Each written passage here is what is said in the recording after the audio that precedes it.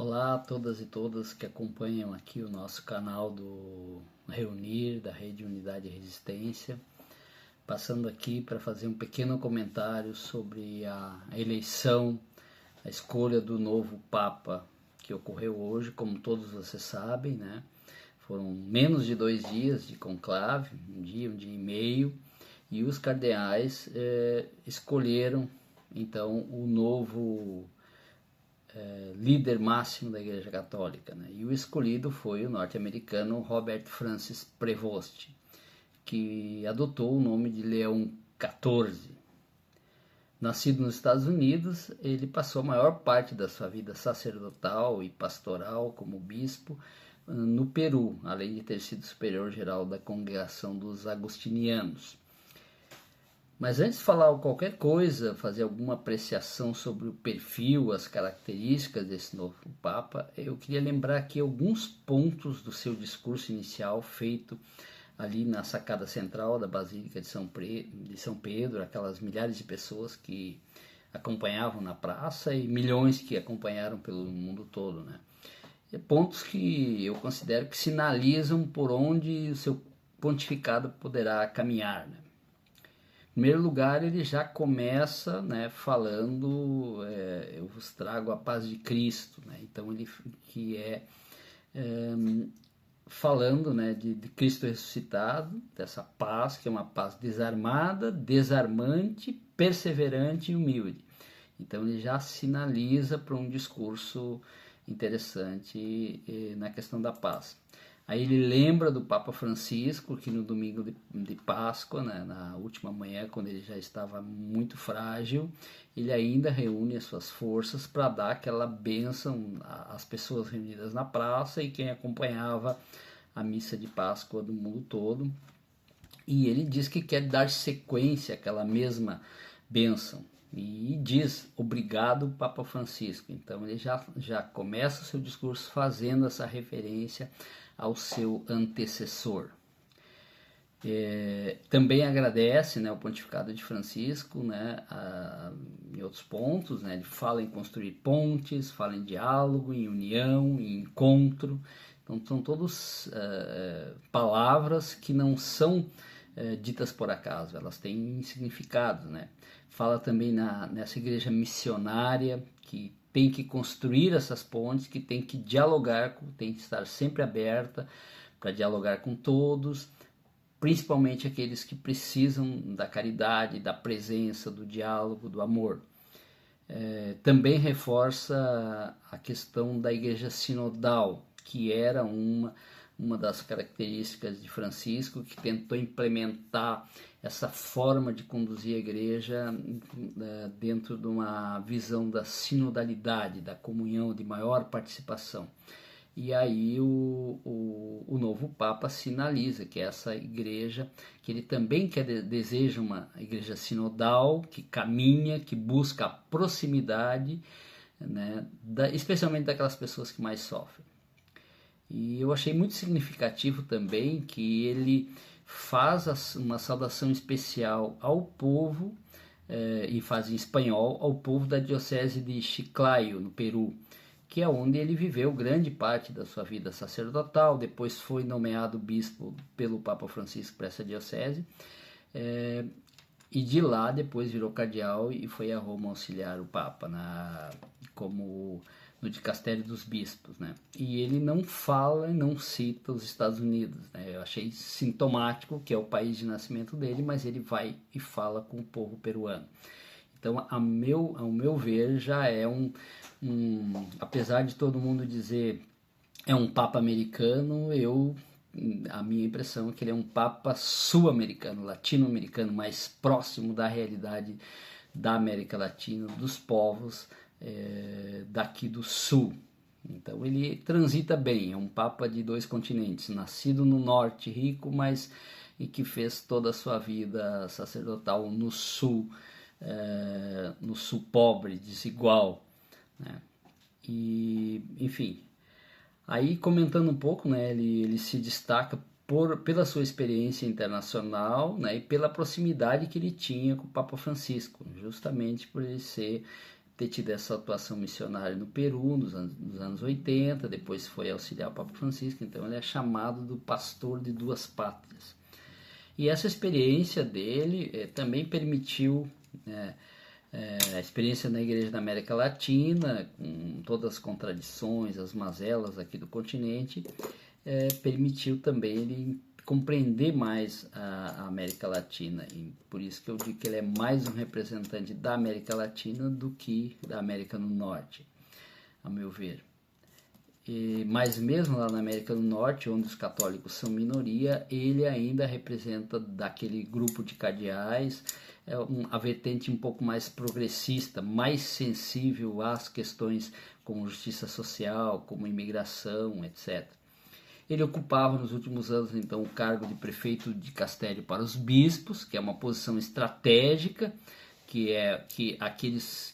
aquele dicastério que trata com os bispos do mundo todo, que sugere ao Papa os novos bispos, enfim, e isso fez com que ele também conhecesse profundamente a estrutura da igreja e também participasse ativamente da nomeação dos bispos ao redor do mundo. E favorece uma compreensão mais global da igreja, que talvez nesse momento seja também muito importante, porque ele já tinha tido essa experiência como superior dos agostinianos e ter viajado para muitos países onde a congregação dele atuava, né? Então ele tem uma larga experiência, tanto que ele é também fluente em espanhol, em português, em francês, além do italiano, né? Além do inglês. Uma recente entrevista dele ainda como cardeal, né, no site do Vaticano, ele tinha enfatizado essa visão que ele tinha sobre o papel dos bispos, né? E aí ele dizia naquela entrevista: o bispo é chamado autenticamente para ser humilde, para estar perto das pessoas que ele serve, para caminhar com elas, para sofrer com elas e procurar formas que ele possa viver melhor a mensagem do Evangelho no meio da sua gente. Então é significativo, né? Já essa visão que ele tem de igreja, né? E do papel dos bispos, né? Como alguém que vive no meio do povo, com o povo, e não como alguém que dirige e dita regras. Ao adotar o nome de Leão XIII, de Leão XIV, né, ele lembra o Papa Leão XIII, que foi o último a usar esse nome, já no final do século XIX, na virada para o século XX, Leão XIII, que na época fez importantes mudanças. Uma delas foi ter colocado à disposição dos historiadores os chamados arquivos secretos do Vaticano, né? Pouca gente lembra disso, mas foi o Leão XIII que fez. E já sinaliza também que talvez o papado dele, de Prevost, terá uma transparência como um de seus pilares.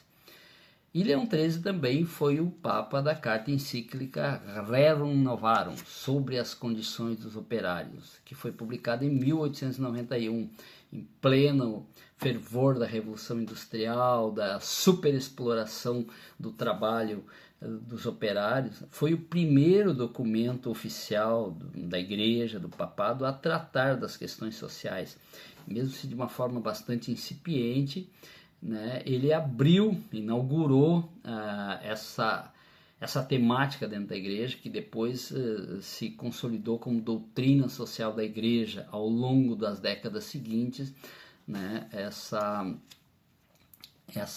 atenção especial social, e depois com várias encíclicas de outros papas, as conferências episcopais aqui na América Latina, com a conferência de Medellín e de Puebla. Então, adotar o nome de Leão XIII também pode indicar que ele terá um pontificado onde essas questões sociais vão continuar sendo tratadas, sendo relevantes, um aprofundamento talvez, né? E no âmbito interno da igreja, né, eu vejo que o aspecto da sinodalidade, que foi muito defendida por Francisco, deverá ter continuidade com ele, né? Já no dicastério dos bispos, como cardeal, ele teve um papel ativo muito importante ao implementar as mudanças voltadas para ampliar a participação de leigos e mulheres nos processos decisórios da igreja. Em 2023, por exemplo, foi o cardeal Prevost, que supervisionou uma reforma inédita, considerada revolucionária, que não agradou a muita gente, inclusive, porque incluiu 3 mulheres como membros com direito a voto no organismo do Vaticano que é responsável por recomendar os novos bispos ao Papa, ou seja, aquele organismo que manda a lista de sugestões de novos bispos ao Papa, agora passou a ter 3 mulheres com direito a voto. As mulheres passaram a opinar sobre quais sacerdotes podem se tornar bispos, né? Isso é uma mudança numa instituição milenar e patriarcal como a Igreja Católica, não é uma mudança pequena, né? E então esse aspecto da busca da sinodalidade é muito importante pelo Prevost, né?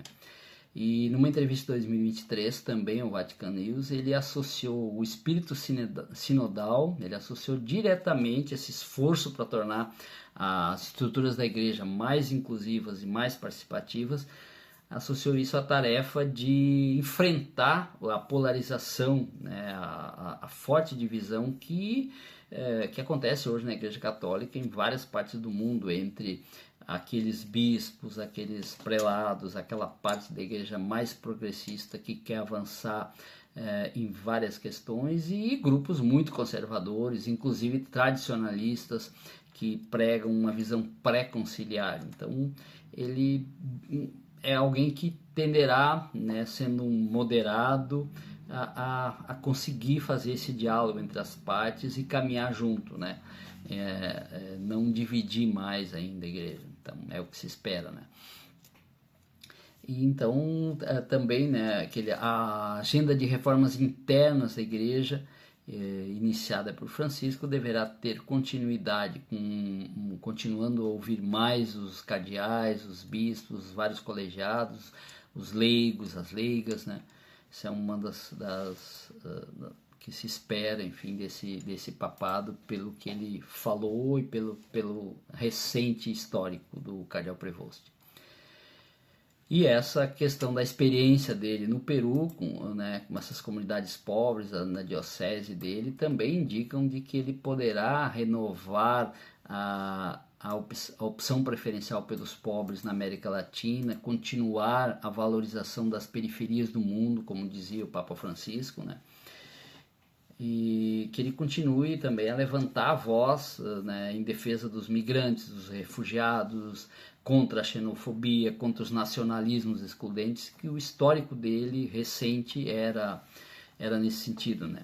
E aqui eu lembro que em 2024, recentemente, praticamente assim, no ano passado, acho que no período eleitoral nos Estados Unidos, ele respondeu ao então senador, que hoje é vice-presidente dos Estados Unidos, o James David Vance, ou J.D. Vance, quando esse político sugeriu publicamente que os cristãos deveriam priorizar amar primeiro a sua própria pátria e o seu grupo, antes dos estrangeiros. Aí, no Twitter, o cardeal, na época, respondeu: Vance está errado. Jesus não nos pede para hierarquizar o nosso amor ao próximo. Uma resposta que já sinalizava a sua disposição de confrontar essas narrativas que colocam os nacionais, os nativos de um país, contra os estrangeiros, contra os imigrantes, que é o que ocorre muito hoje na Europa, potencializado por muitos grupos políticos da extrema-direita, e nos Estados Unidos com o governo Trump e a sua horrorosa política anti-imigração. Então, esse ponto, eu creio que o novo Papa vai continuar dando uma atenção especial. E eu também achei muito importante, né, que a citação inicial dele sobre a paz, e aqui eu volto nessa citação, que foi depois ele citou em 2 ou 3 parágrafos seguintes do seu discurso, é um indicativo de que ele deve manter o papado, né, o compromisso da igreja com a construção da paz, que é uma paz desarmada e desarmante, né? E isso não é pouca coisa, né? Porque a igreja sinalizar, reforçar ao mundo a necessidade de paz, num momento que hoje boa parte dos líderes políticos das nações parece acreditar somente na força das armas. Cada país tenta se defender armando-se cada vez mais, e até algumas igrejas cristãs, grupos religiosos, que justificam a guerra, justificam a violência, abençoam as armas e tentam fundamentar essa lógica armamentista na Bíblia.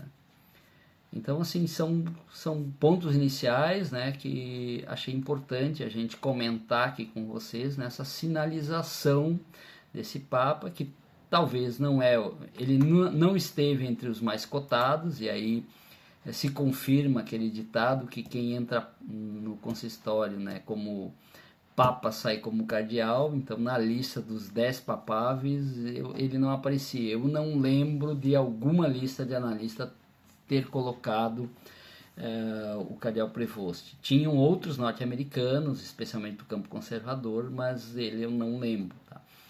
Então é interessante que sempre tem acaba que a solução vem de onde às vezes ninguém espera, assim como ocorreu com Francisco. E talvez ele não seja o bispo dos sonhos de muitos progressistas, mas é alguém que vai conduzir a igreja no caminho aberto por Francisco, né,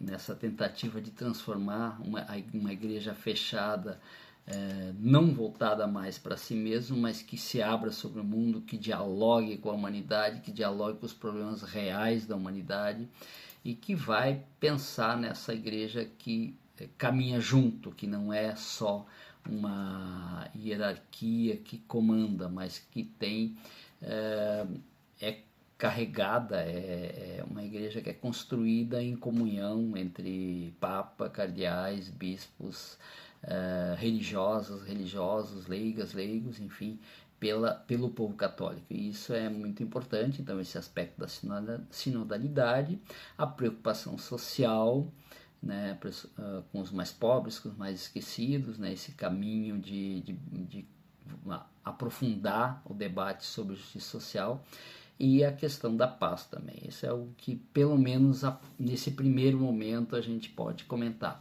Ao longo dos próximos dias a gente vai chamar aqui no nosso canal alguns especialistas, algumas pessoas para fazer análises mais aprofundadas, mas eu não queria deixar passar esse momento para deixar esse comentário para todos vocês.